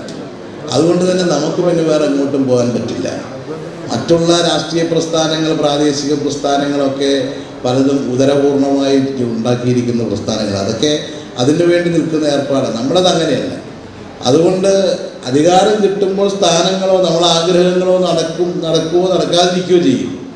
അതൊന്നും നമ്മളെ ബാധിക്കുന്ന കാര്യങ്ങളാണ്. അതേക്കുറിച്ച് കൂടുതൽ മോഹിക്കാതിരുന്നാൽ നമുക്ക് വലിയ ദുഃഖങ്ങൾ ഉണ്ടാക്കാതിരിക്കാൻ കഴിയും. അതുകൊണ്ട് നമ്മളെപ്പോഴും എപ്പോഴും നമ്മൾ സ്വാത്വികരായി തന്നെ ജീവിക്കും. നമ്മളങ്ങനെ മോഹങ്ങൾക്ക് എപ്പോഴും കടിഞ്ഞാണിട്ടുകൊണ്ട് നമ്മൾ എല്ലാം നന്മ വരണം, എല്ലാം നല്ലത് വരണം എന്നുള്ള ഒരു ചിന്തയോടെ നമുക്ക് പ്രവർത്തിക്കാൻ കഴിഞ്ഞാൽ നമുക്ക് പരാതികളില്ലാതെ സന്തോഷമായി നമ്മുടെ ജീവിതകാലം കഴിച്ചു കൂട്ടാം എന്നുള്ളതാണ് യഥാർത്ഥം എനിക്ക് ഇതെല്ലാം വിശകലനം നടത്തുമ്പോൾ നിങ്ങളോട് പറയാനുള്ളത്. നമുക്ക് നമ്മുടെ പ്രസ്ഥാനം തീർച്ചയായിട്ടും അഭിമാനത്തോടെ പറയാം. ഇന്നിപ്പോൾ കേരള ഭരണത്തെക്കുറിച്ച്, കേരള ഭരണം ഒരുപാട് കാര്യങ്ങൾ ചെയ്യുന്നുണ്ട്. ഒരുപാട് കാര്യങ്ങൾ സത്യത്തിൽ ഇത്രയും സ്പീഡിൽ കാര്യങ്ങൾ തീരുമാനിക്കാൻ കഴിയുന്ന ഒരു ഭരണ സംവിധാനം അടുത്ത കാലത്ത് നമുക്കൊരു കാര്യം പറഞ്ഞാൽ മനസ്സിലാക്കിക്കാനും അതനുസരിച്ച് ആവശ്യമുള്ള തീരുമാനം എടുക്കാനും കഴിയുന്ന ഭരണ സംവിധാനം, അതിനുള്ള നേതാക്കന്മാർ നമ്മുടെ പ്രസ്ഥാനത്തിനകത്തും ഈ ഭരണകൂടത്തിലുമുണ്ട്. പക്ഷേ എത്ര നല്ല കാര്യങ്ങൾ ചെയ്താലും അവസാനം ചെറിയ ചീള് കേസുകൾ പറഞ്ഞുകൊണ്ടാണ് ചർച്ചകളും വാർത്തകളും നടക്കുന്നത്. അതോടുകൂടി നമ്മൾ ചെയ്യുന്ന എത്ര നല്ല കാര്യം ചെയ്താലും അതിൻ്റെ മുഴുവൻ ഗ്രേസ് നഷ്ടപ്പെടുകയാണ്. വർത്തമാനകാല രാഷ്ട്രീയത്തിൽ ഇപ്പോൾ ഇതാണ് നടന്നുകൊണ്ടിരിക്കുന്നത്. ഗവൺമെൻറ് അത്ഭുതങ്ങളാണ് കഴിഞ്ഞ ഒരു 10-18 മാസത്തിനിടയിൽ നടത്തിയത്. നമ്മൾ പ്രതീക്ഷിക്കാത്ത, അതല്ലെങ്കിൽ നമ്മുടെ സ്വപ്ന പദ്ധതികളായിരുന്ന ഡ്രീം പ്രോജക്റ്റുകൾ എല്ലാം നടക്കും എന്നുള്ള സ്ഥിതിയിലേക്ക് വന്നിരിക്കുകയാണ്. അതിനുവേണ്ടി കഠിനാധ്വാനം നടത്തുന്ന നല്ലൊരു ടീം ഈ ഗവൺമെൻറ്റിൻ്റെ നേതൃത്വത്തിലുണ്ട്. ഒരുപാട് കാര്യങ്ങളും കൊണ്ടുവരുന്നുണ്ട്.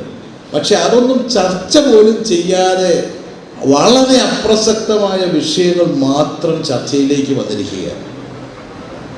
നമ്മുടെ പ്രതിപക്ഷ നേതാവ് അച്യുതാനന്ദന് സത്യം പറഞ്ഞാൽ ഇങ്ങനൊരു ജന്മം ഞാൻ എൻ്റെ ജീവിതത്തിൽ കണ്ടിട്ടില്ല.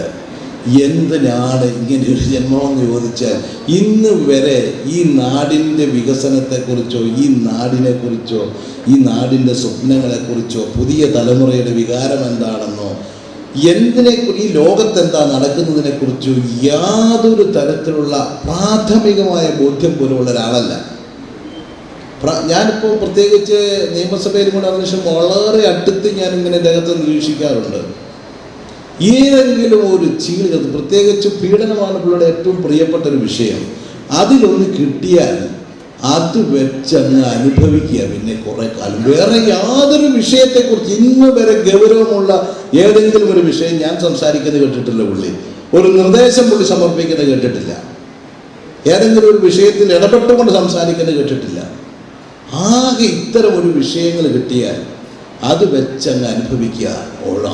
സമൂഹത്തിലുള്ള എല്ലാ തിന്മയുടെ ശക്തികളെയും കൂട്ടിപ്പിടിച്ചുകൊണ്ട് ഒരു നാടിൻ്റെ സംസ്കാരത്തെ തന്നെ തകർക്കുന്ന രീതിയിലുള്ള സംസ്കാരഹീനരായ ആളുകൾക്കൊക്കെ എതിരെ നമ്മൾ പ്രതികരിക്കണം. അതൊക്കെ വേറെ കാര്യം. അവർക്കൊക്കെ എതിരെ പ്രതികരിക്കണം. പക്ഷെ അതിനൊക്കെ ഒരു ലിമിറ്റുണ്ട് എല്ലാത്തിനും. അതിനൊക്കെ നിയമം അതിൻ്റെ വഴിക്ക് വിടേണ്ട സ്ഥലത്ത് അവിടെ വെച്ച് വിടണം. അങ്ങോട്ട് പ്രതികരിക്കേണ്ട സ്ഥലത്ത് പ്രതികരിക്കണം. അതിനൊക്കെ എല്ലാത്തിനും അതിൻ്റെതായ ഒരു മാന്യത, ഒരു സംസ്കാരവും അതിൻ്റെ ഒരു ലിമിറ്റുമുണ്ട്, ഒരു ലക്ഷ്മണരേഖ. ഇതിനൊക്കെ അപ്പുറത്തേക്ക് കടന്നുകൊണ്ട് ഈ രീതിയിലുള്ള ചർച്ച, അത് ശരിയോ തെറ്റോ എന്തോ, നമ്മുടെ സമൂഹവും ഇതെല്ലാം ആഘോഷിക്കുക. നമ്മുടെ ജനങ്ങളും ഇതൊക്കെ വലിയ സന്തോഷമാണ്. ജനങ്ങളിതെല്ലാം വലിയ ഇഷ്ടമായതുകൊണ്ടാണ് ഇപ്പം മീഡിയ 10-18 ചാനലുകൾ മത്സരിക്കുക. അതിപ്പം 9 മണിക്കൊരു ഐറ്റം ഇങ്ങനെ കിട്ടിയ പിന്നെ വെച്ചങ്ങ് താങ്ങുക. നമ്മളൊക്കെ പ്രധാനപ്പെട്ട ജോലിക്കാരാണ് അവിടുത്തെ, എന്നാൽ പോലും ഞാൻ പറയരുത് എന്നപോലെ ഒരു രക്ഷയുമില്ല. അപ്പം ഈ രീതിയിലുള്ള ഒരു തെറ്റായ സംസ്കാരം നമ്മുടെ നാട്ടിൽ വളർന്നു വരുന്നുണ്ട്. അതൊന്നും ഈ നാടിനെ നന്നാക്കാനുള്ള, ഈ നാടിന് ഗുണം ചെയ്യുന്ന കാര്യങ്ങളുമല്ല. അതിനേക്കാൾ അപ്പുറത്ത് മാറിയ സാഹചര്യത്തിൽ ലോകത്തിൻ്റെ മാറ്റങ്ങൾ മനസ്സിലാക്കിക്കൊണ്ട് ഒരു പുതിയ സംസ്കാരത്തിലേക്ക് കേരളത്തെ കൊണ്ടുവന്നാൽ മാത്രമേ നമുക്ക് ഈ കേരളത്തിൽ നമ്മൾ പ്രതീക്ഷിക്കുന്ന ഒരു മാറ്റം ഉണ്ടാക്കാൻ കഴിയും. കേരളത്തിൻ്റെ പ്രതികരണശേഷി, പണ്ടത്തെ ഒരു പ്രതികരണശേഷിയൊന്നും ഇന്നില്ല. ഇന്ന് മീഡിയകൾ ഉണ്ടാക്കുന്ന ഇത്തരം അസഹ്യമായ ദുർഗന്ധം വമിക്കുന്ന വാർത്തകൾക്കപ്പുറത്ത് ജനതയുടെ മനസ്സിൽ നിന്നുള്ള ഒരു പ്രതികരണവുമില്ല. ഫീൽഡിൽ ആരുമില്ല പ്രതികരിക്കാൻ. വിദ്യാർത്ഥിയുമില്ല, അധ്യാപകനുമില്ല, ജീവനക്കാരനുമില്ല, ആരുമില്ല പ്രതികരിക്കാൻ. വെറുതെ എന്നാൽ എല്ലാവരും വീട്ടിലിരുന്നു കൊണ്ട് ഇത്തരം കാര്യങ്ങൾ ആസ്വദിക്കുക എന്നുള്ളതല്ലാതെ ഒരു നന്മയുടെ ഭാഗത്ത് നന്മയ്ക്ക് വേണ്ടി പ്രതികരിക്കാനും ഒരു മനുഷ്യനുമില്ല എന്നുള്ളതാണ് ഇന്നിപ്പോൾ നമ്മുടെ സ്ഥിതി. നമ്മുടെ സംഘടനകൾ, ഇടതുപക്ഷ സംഘടനകളാണ് നമ്മൾ പ്രതീക്ഷിച്ചിരുന്നത്. ഇവിടെ പറഞ്ഞു ഇടതുപക്ഷക്കാരുടെ പീഡനം.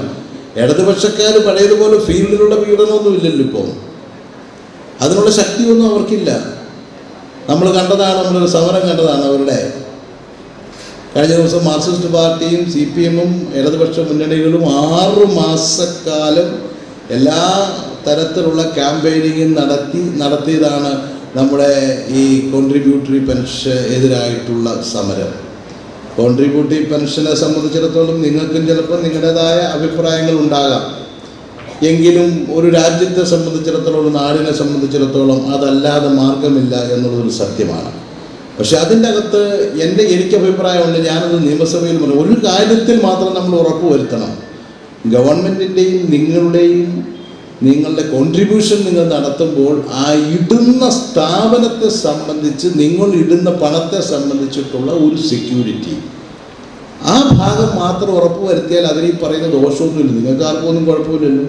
അടുത്ത April 1 മുതൽ വരുന്നതല്ലേ, പുതിയ തലമുറയൊക്കെ അല്ലേ. വല്ല ശമ്പളമൊക്കെ ആയിട്ട് വരുമ്പോൾ ഒരു ശകലം പൈസ മാറ്റി ഭാവിയിലേക്കൊരു കരുതൽ, അതൊന്നും ദോഷമുള്ള കാര്യമൊന്നുമല്ല.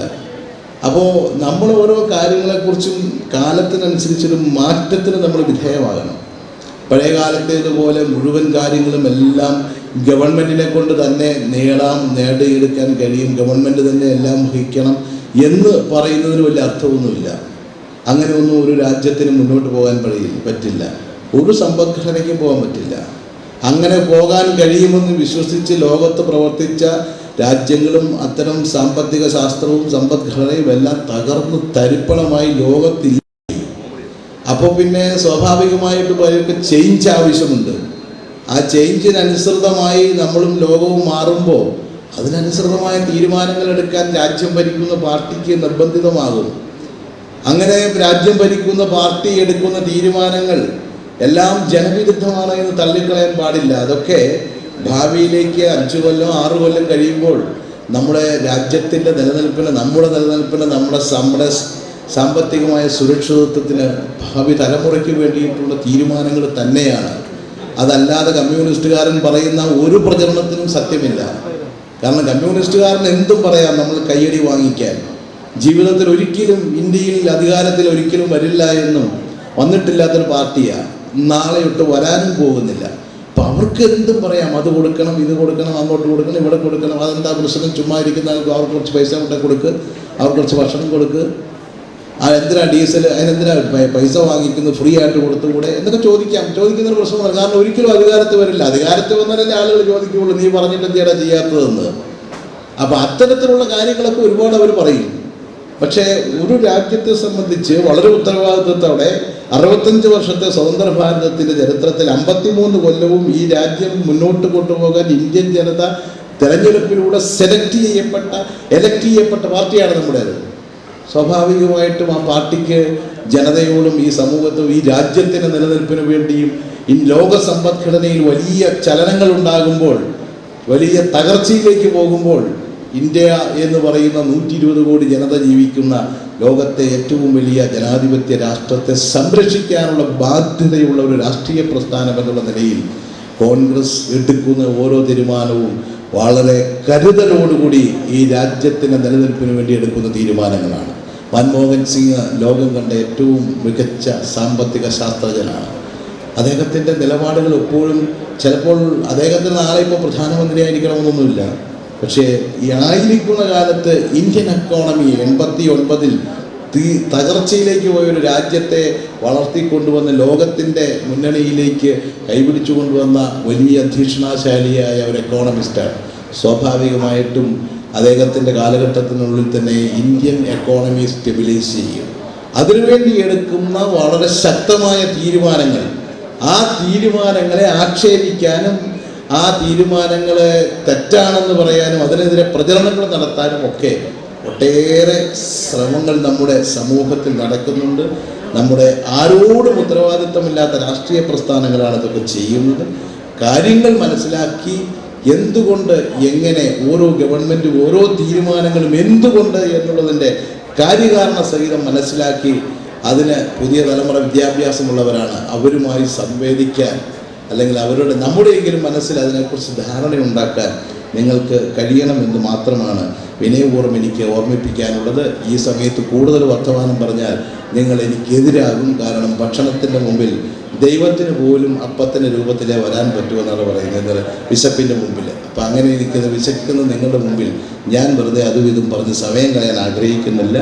എല്ലാ ഭാവങ്ങളും കേരളത്തിൻ്റെ കാസർഗോഡ് മുതൽ തിരുവനന്തപുരം വരെയുള്ള എല്ലാ ജില്ലകളിൽ നിന്നും വിവിധ സർവകലാശാലകളിൽ നിന്നും ഇവിടെ എത്തിയിരിക്കുന്ന ഇന്ത്യൻ നാഷണൽ കോൺഗ്രസിൻ്റെ പ്രിയപ്പെട്ട പ്രസ്ഥാനത്തിൽ അടിയുറച്ച് വിശ്വസിക്കുന്ന ഈ പ്രസ്ഥാനത്തിൻ്റെ സഹയാത്രികളായി ഇവിടെ എത്തിയിരിക്കുന്ന ഈ യൂണിവേഴ്സിറ്റി എംപ്ലോയീസ് ഓർഗനൈസേഷൻസിൻ്റെ ഈ ഫെഡറേഷനിലെ അംഗങ്ങളെ പ്രത്യേകമായി അഭിനന്ദിച്ചുകൊണ്ട് ഞാൻ എൻ്റെ വാക്കുകൾ അവസാനിപ്പിക്കുന്നു.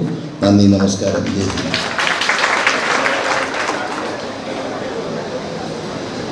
ഈ സെഷനിൽ ഒരു ആശംസ പ്രസംഗം കൂടി മാത്രമേ ഉള്ളൂ. ലോക്കൽ ഫണ്ട് ഓഡിറ്റ് എംപ്ലോയീസ് അസോസിയേഷൻ്റെ സംസ്ഥാന general secretary Shri Satheesh John. അത് കഴിഞ്ഞിട്ട് നമുക്ക് ഭക്ഷണത്തിനായി പിരിയാം. ബഹുമാന്യനായ യോഗത്തിൻ്റെ അധ്യക്ഷൻ ശ്രീ അബ്ദുൽ അസീസ്, ആദരണീയയായ KPCCയുടെ vice president Shrimati Lali Vincent, പ്രിയപ്പെട്ട Joseph Vazhakkan MLA, Shri NLS Sulwar, Shri Babu Chakketh, പ്രിയമുള്ള സഹോദരി സഹോദരന്മാരെ, വളരെ സമയം അതിക്രമിച്ചു എന്നറിയാം. എന്നിരുന്നാൽ തന്നെ 1-2 കാര്യങ്ങൾ നിങ്ങളുടെ ശ്രദ്ധയിൽപ്പെടുത്തിക്കൊണ്ട് ഞാൻ എൻ്റെ പ്രസംഗം ചുരുക്കാനാണ് ഉദ്ദേശിക്കുന്നത്. യൂണിവേഴ്സിറ്റിക്കാരും ലോക്കൽ ഫണ്ടുകാരും സൗഹൃദത്തിലാണോ എന്ന് ചോദിച്ചാൽ പലപ്പോഴും അല്ലാത്ത സ്ഥിതികൾ ഉണ്ടായിട്ടുണ്ട്. എന്നാൽ ഇപ്പോൾ ലോക്കൽ ഫണ്ടുകാരെ സംബന്ധിച്ചിടത്തോളം ഞാനും ശിവകുമാറും കൂടെ സെക്രട്ടേറിയറ്റിൽ കയറി ഇറങ്ങുന്നതിന് രാപകലില്ലാതെ കഴിഞ്ഞ 1 വർഷമായി കയറി ഇറങ്ങുവാനാണ്. ഞാൻ പറഞ്ഞു വന്നത് സെക്രട്ടേറിയറ്റ് പാരിറ്റി നഷ്ടപ്പെട്ട കാര്യം KPCCയുടെ വൈസ് പ്രസിഡന്റും ബഹുമാന്യനായ യുവ നേതാവ് ശ്രീ ജോസഫ് വാഴക്കനും ഈ വേദിയിലുണ്ട്. ഒരേ ലിസ്റ്റിൽ നിന്ന് ഒരേ റാങ്ക് ലിസ്റ്റിൽ ഒരേ അടിസ്ഥാന യോഗ്യതയോടുകൂടി വന്ന ലോക്കൽ ഫണ്ട് ഓഡിറ്റ് വിഭാഗത്തിനെ മാത്രം മാറ്റി നിർത്തിക്കൊണ്ട് PSC, അഡ്വക്കേറ്റ് ജനറൽ, വിജിലൻസ്, അതുപോലെ തന്നെ സെക്രട്ടേറിയറ്റിലെ എല്ലാ ജനറൽ അഡ്മിനിസ്ട്രേഷൻ ഡിപ്പാർട്ട്മെന്റ്, ലെജിസ്ലേച്ചർ, ധനകാര്യം മുഴുവൻ സെക്രട്ടേറിയറ്റ് വിഭാഗത്തിനും ആനുകൂല്യം കൊടുത്തപ്പോൾ ഞങ്ങളെ മാറ്റി നിർത്തുകയുണ്ടായി. ആ സന്ദർഭത്തിൽ ആ ക്യാബിനറ്റ് ഡിസിഷന്റെ മിനിറ്റ്സ് വരുന്നതിന് മുമ്പ് ഞാനും ശിവകുമാറും കൂടെ മുഖ്യമന്ത്രിയുടെ ഓഫീസിൽ വെച്ച് കണ്ടുമുട്ടുകയും ചീഫ് സെക്രട്ടറിയുടെ ഓഫീസിൽ പോയി തിരക്കുമ്പോഴാണ് ലോക്കൽ ഫണ്ട് ഉൾപ്പെടെ യൂണിവേഴ്സിറ്റി ഉൾപ്പെടെയുള്ളവർക്ക് ഇല്ല എന്ന് മനസ്സിലാക്കാൻ കഴിഞ്ഞു. അന്ന് ആദരണീയനായ മുഖ്യമന്ത്രിയെ കാര്യങ്ങൾ പറഞ്ഞ് മനസ്സിലാക്കിയപ്പോൾ അതിന് നടപടികൾ ആരംഭിക്കുകയും ഞങ്ങൾ രണ്ടുപേരും കൊടുത്ത നിവേദനത്തിലും ഉത്തരവിട്ടുകൊണ്ട് ഫയൽ വീണ്ടും കോൾ ഫോർ ചെയ്ത് ഞങ്ങളുടേത് ക്യാബിനറ്റിൽ വരികയും ചെയ്തു. എന്നാൽ നമ്മുടെ സഹപ്രവർത്തകരുടെ നോൺ സെക്രട്ടേറിയറ്റ് വിഭാഗത്തിന്റെ എതിർപ്പ് കൊണ്ട് അത് നഷ്ടപ്പെടുകയാണ് ഉണ്ടായത്. വീണ്ടും ഫയൽ വർക്ക് വീണ്ടും ആരംഭിച്ചിട്ടുണ്ട് എന്നുള്ള കാര്യം സൂചിപ്പിക്കുന്നു. യൂണിവേഴ്സിറ്റിക്കാരുടെ ഫയല് ധനകാര്യമന്ത്രിയുടെ ഓഫീസിൽ എത്തിയിട്ടുണ്ട്. കഴിഞ്ഞ ദിവസം ധനകാര്യമന്ത്രിയുടെ ഓഫീസിൽ അത് എത്തിയിട്ടുണ്ടെങ്കിൽ ബഡ്ജറ്റൊക്കെ കഴിഞ്ഞ് അത് പരിശോധനയൊക്കെ നടന്നു. ഞങ്ങളുടേത് ഇന്നലെ PRC പേരൻഷ്യൽ സെല്ലിൽ അഡീഷണൽ സെക്രട്ടറി അവിടെ വരെയായിട്ടുണ്ട്. എന്തായിരുന്നാലും മുഖ്യമന്ത്രിയെ സംബന്ധിച്ചിടത്തോളം യൂണിവേഴ്സിറ്റി ഫെഡറേഷന്റെ ഒരു കാലഘട്ടത്തിലെ പ്രസിഡന്റ് എന്ന നിലയിലും രക്ഷാധികാരി എന്ന നിലയിലും പ്രവർത്തി അദ്ദേഹം യൂണിവേഴ്സിറ്റിക്കാരെ തഴിയുമെന്ന് എനിക്ക് പ്രതീക്ഷയില്ല.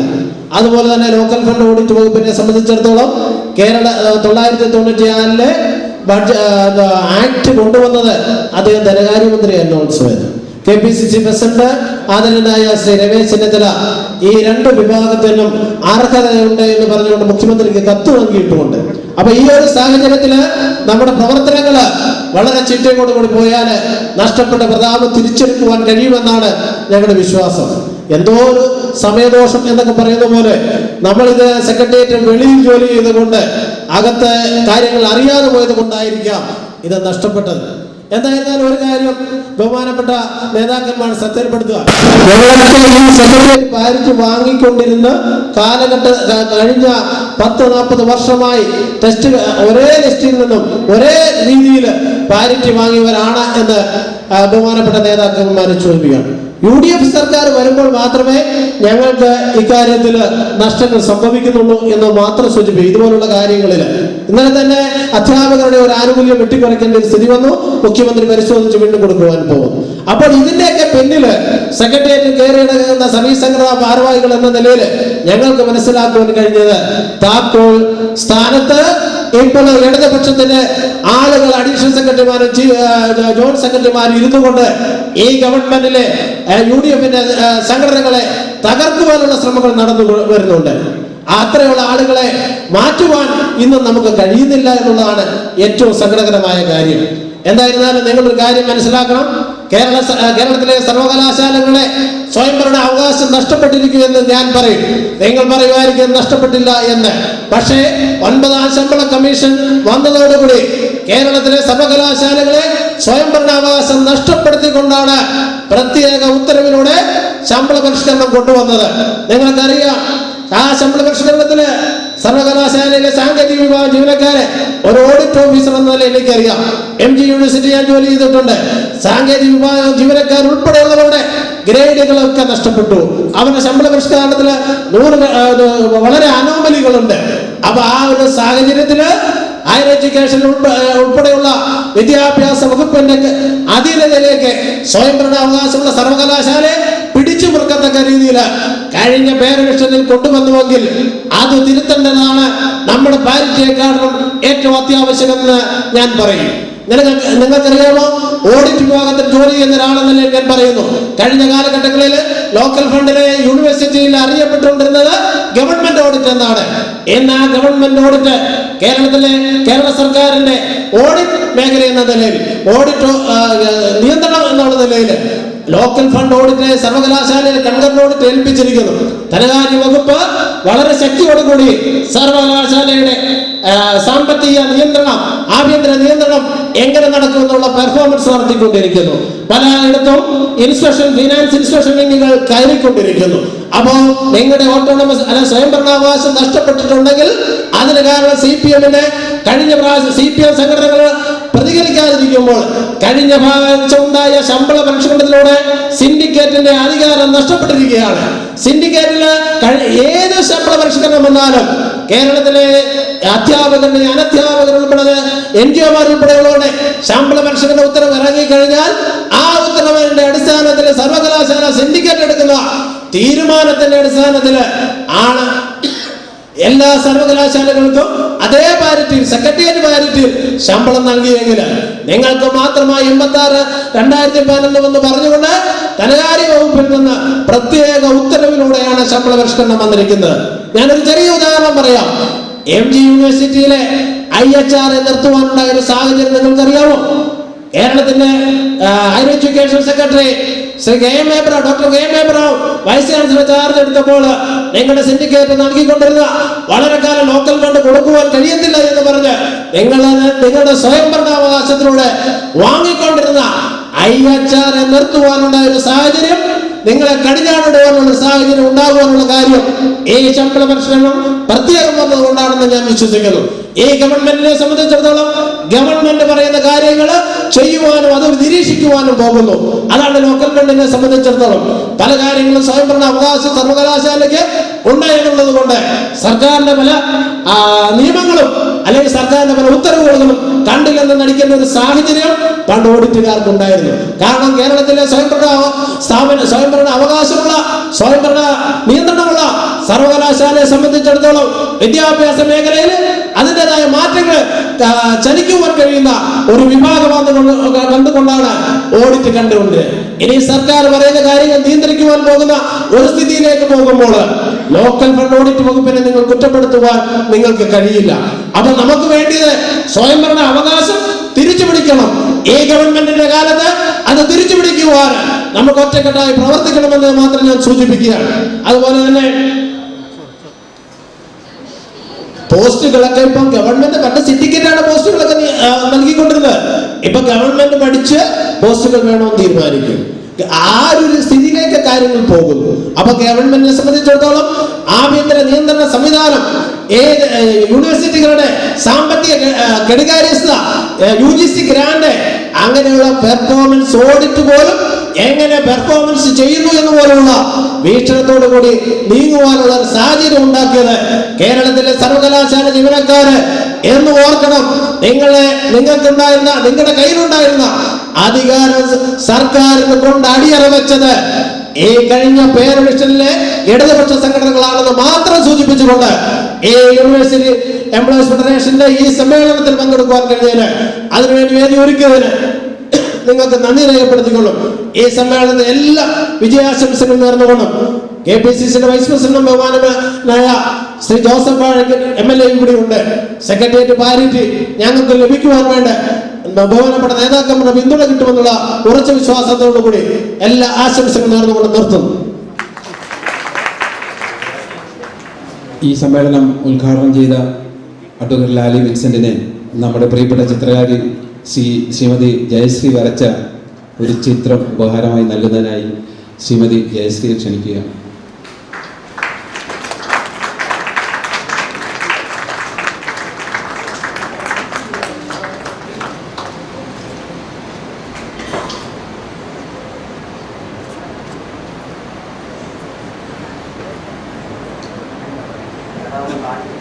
നന്ദി പറയുന്നതിനായി ഫെഡറേഷൻ്റെ ട്രഷറർ ശ്രീ ഷാജി ഖാനെ ക്ഷണിക്കുക.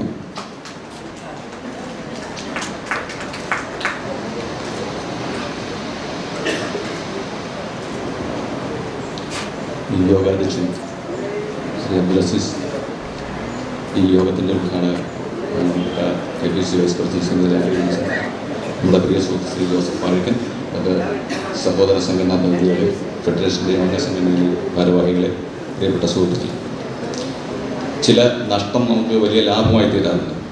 നമുക്കിന്ന് KPCC പ്രസിഡന്റ് ഇവിടെ വരാതെ ഇരുന്ന ആ നഷ്ടം ഒരു വലിയ ലാഭമായി കൊണ്ട് നമ്മുടെ KPCCയുടെ vice president Shrimati Lali Wilson ഈ വേദിക്ക് ഒരു ഐശ്വര്യമായിട്ട് എൻ്റെ തുടക്കം മുതൽ ഇവിടെ ഉണ്ടായിരുന്നു. ഗംഭീരമായ ഒരു പ്രസംഗത്തിലൂടെ ഈ യോഗത്തിൻ്റെ എല്ലാ ഒരു പൂർണ്ണതയിലേക്കും യോഗത്തിനെ എത്തിച്ചു എന്നുള്ളത് വളരെ സന്തോഷകരമായ കാര്യം. മാനവികതയുടെ മഹത്തായ വശങ്ങളെക്കുറിച്ച് സംസാരിച്ച് സ്ത്രീ പുരുഷ സമത്വത്തിൻ്റെ വിവിധ മേഖലകളിലൂടെ സ്പർശിച്ച് സർവീസ് സംഘടനകളുടെ സാമൂഹ്യ പ്രതിബദ്ധതയെക്കുറിച്ച് നമ്മളെ മാതൃസഹജമായ വാക്കുകളുടെ ഓർമ്മിപ്പിച്ച നമ്മുടെ പ്രിയപ്പെട്ട KPCC vice president Shrimati Lali വിൻസെന്റിന് ഫെഡറേഷൻ ഓഫ് യൂണിവേഴ്സിറ്റി എംപ്ലോയീസ് ഓർഗനൈസേഷൻ്റെ പേരിൽ കൃതജ്ഞത രേഖപ്പെടുത്തുന്നു.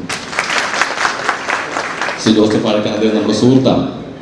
അദ്ദേഹത്തിൻ്റെ പ്രസംഗത്തിൻ്റെ ആരംഭത്തിൽ തന്നെ ഒരു കാര്യം പറഞ്ഞു, ഇറക്കുമതി ചെയ്യപ്പെടുന്ന അധികാര സ്ഥാനങ്ങളിൽ എത്തുന്ന ആളുകളെ കുറിച്ച്. എനിക്ക് അദ്ദേഹത്തോട് വിനീതമായ ഒരു അഭിപ്രായമുണ്ട്, ഒരു അഭ്യർത്ഥനയുണ്ട്. ഇപ്പോൾ നമ്മുടെ ചില MLA-മാർ ഒരു ഹരിത ഗ്രൂപ്പ് ഉണ്ടാക്കിയിട്ടുണ്ട്. അതുപോലെ ഇത്തരത്തിലുള്ള പ്രവണത തടയുന്നതിന് വേണ്ടി അദ്ദേഹത്തിൻ്റെ നേതൃത്വത്തിൽ ഒരു ഗ്രൂപ്പ് ഉണ്ടാക്കി ഞങ്ങളുടെയൊക്കെ പൂർണ്ണമായ പിന്തുണ അതിനുണ്ടായിരിക്കും. ഈ ഇറക്കുമതി ചെയ്യപ്പെടുന്ന ആളുകളുടെ ഉപദ്രവം സഹിക്കാൻ വയ്യാത്ത ഒരു വിഭാഗം ആളുകളാണ് യൂണിവേഴ്സിറ്റി ജീവനക്കാർ. തീർച്ചയായിട്ടും അത്തരത്തിലൊരു മൂവ്മെന്റിന് അദ്ദേഹം തുടക്കം കുറിച്ചാൽ കേരളത്തിലെ മുഴുവൻ ജീവനക്കാരുടെയും അകൈരവമായ സഹകരണം ഉണ്ടാകുന്ന ഈ അവസരത്തിൽ ഉറപ്പുവരികയാണ്.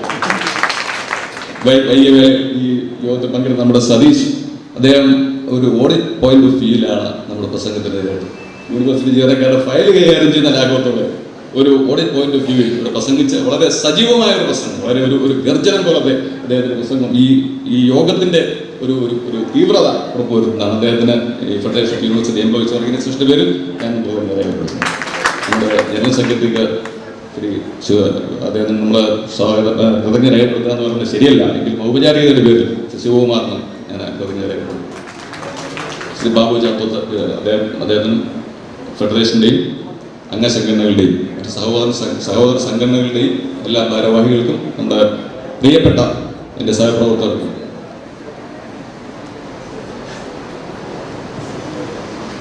ഞാൻ ഈ federation of university employees organisation പേരിൽ കൃതജ്ഞത രേഖപ്പെടുത്തുന്നു. പിന്നെ നമ്മുടെ പ്രസിഡന്റാണ് അദ്ദേഹം, നമ്മളോട് വിട പറയുന്ന ഒരു വേളയാണ്. അതുകൊണ്ട് അദ്ദേഹത്തിന്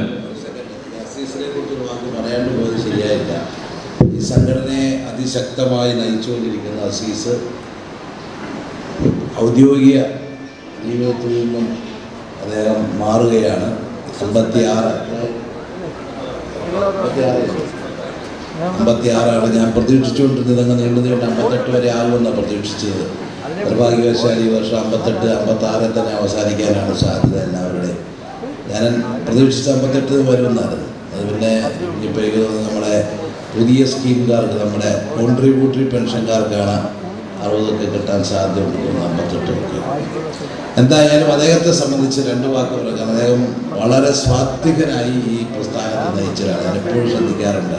വളരെ സൈലൻ്റ്, എന്നാൽ വളരെ ഷാർപ്പായി കാര്യങ്ങൾ മനസ്സിലാക്കുകയും കാര്യങ്ങൾ ചെയ്യുകയും തീരുമാനങ്ങൾ എടുക്കുകയും കാര്യങ്ങൾ നടപ്പിൽ വരുത്തുകയും നമ്മുടെ അവകാശങ്ങൾ നിങ്ങളുടെ പിടിച്ചു പറ്റാനായി നിരന്തരമായി സെക്രട്ടേറിയറ്റിൻ്റെയും നിയമസഭയുടെയും ഒക്കെ അങ്കണങ്ങളിലും കോറിഡോറുകളിലുമൊക്കെ ഒരു സജീവ സാന്നിധ്യമാണ് അദ്ദേഹം. കാരണം എപ്പോഴും ഓരോ വിഷയങ്ങളുമായി വരും. തീർച്ചയായും അദ്ദേഹത്തിൻ്റെ റിട്ടയർ ചെയ്യുകയാണ് എന്ന് ഞാനിവിടെ വന്നപ്പോഴാണ് അറിയുന്നത്. തീർച്ചയായും അദ്ദേഹത്തിൻ്റെ ഭാവി ജീവിതത്തിലെ എല്ലാ ഭാവുകങ്ങളും ഞാൻ നേരുന്നു. രാഷ്ട്രീയ രംഗത്തേക്ക് വരാൻ 56 വയസ്സെന്ന് പറഞ്ഞാൽ ഒരു പ്രായവുമല്ല. രാഷ്ട്രീയക്കാരൻ്റെ പിച്ച വെച്ച് ഒരുമാതിരി ഒരു കയറി വരുന്നൊരു സമയമാണ്. ഇപ്പം 89 90 കേരള രാഷ്ട്രീയത്തിൽ ഇപ്പോഴും ബാറ്റ് ചെയ്തുകൊണ്ടിരിക്കുകയാണ്, ഒരു കുഴപ്പമില്ലാതെ. അതുകൊണ്ട് അദ്ദേഹത്തിന് ഒരുപാട് ഭാവിയുണ്ട്. അദ്ദേഹത്തെ ഒരു പൊതുപ്രവർത്തകനായി, ഒരു രാഷ്ട്രീയ പ്രവർത്തകനായി, രാഷ്ട്രീയ നേതാവായി, ഒരു വലിയ അധികാര കേന്ദ്രമായി നാളുകളിൽ മാറട്ടെ. അതിനുള്ള എന്നാലാവുന്ന എല്ലാ സഹായങ്ങളും അദ്ദേഹത്തിന് ചെയ്തു കൊടുക്കുമെന്ന്